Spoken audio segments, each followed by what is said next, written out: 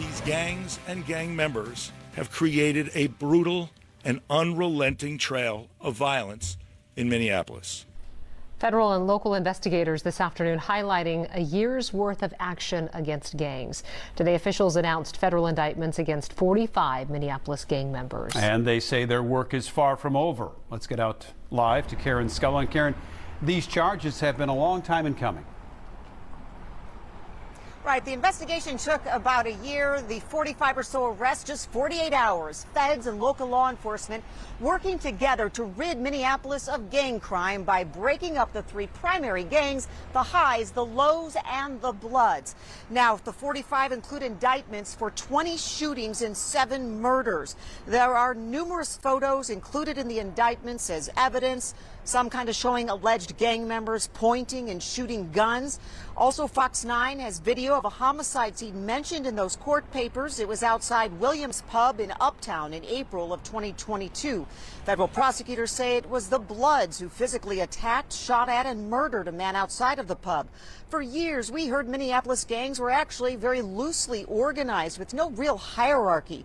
But it was clear today, over the last 2 years, that's changed, which means the federal RICO Act can be used to prosecute them together so they face stiffer penalties.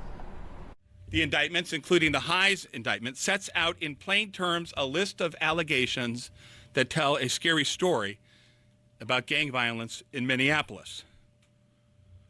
Shooting after shooting, murders, drive-bys, retaliatory killings, innocent folks caught in a crossfire.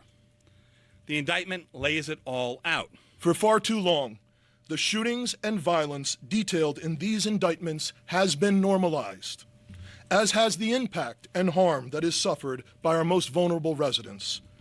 But let me be clear, there is absolutely nothing normal about the disgusting levels of violence and crime detailed in these complaints. Now, for a better frame of reference, the gangs were and are territorial. The Highs operate in North Minneapolis above Broadway Avenue, the Lows below Broadway, and the Bloods are working in South Minneapolis below Lake Street. Now, today, gang members were arrested from the Highs and the Bloods. U.S. Attorney Andrew Luger saying, though, we can expect members of the Lows to be arrested in the near future. Now, Andrew Luger said today that prior to 2020, the level of violence we've been seeing would have been unthinkable. Those are his words. He said after the pandemic and the murder of George Floyd, violence and organized gang violence increased. Obviously, this new effort hoping to change that. We are live outside the federal courthouse in Minneapolis. Karen Scullin, Fox 9.